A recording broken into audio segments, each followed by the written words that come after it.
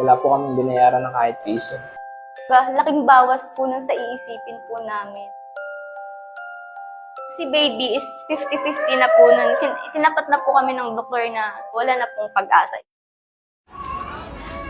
Upon birth, 600 grams, nasabihan namin siya na kailangan ng mga makina na makakatulong sa kanya since preterm siya. Yung 600 grams, mahirap siyang buhayin. Dati po kasi ang shoulder po niya is ganito lang po kaliit. Tapos yung paa niya, ganito din po kaliit. Tapos buntot balat po siya. Na-incubator po siya ng 2 months and 4 days. Sabi, para akong dinagano ng langit at lupa.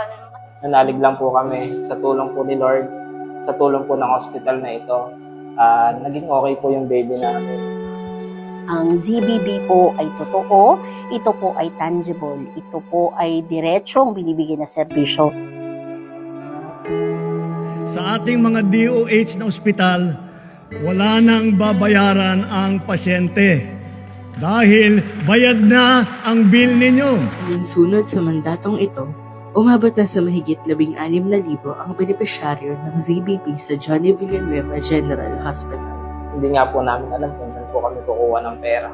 Dahil nga po sa tulong ng DOH, tapos tulong ng hospital, naging zero bleeding po kami. Wala po kami binayaran ng kahit piso. Sobrang laking bless po na yung mister ko na lang po yung nag-work. So mahirap po yung isa lang yung kumikita. Kasi ganung halaga naman po isang panahon po ngayon ang hirap kitain. So thankful po talaga na lalabas kaming walang problema yung financial.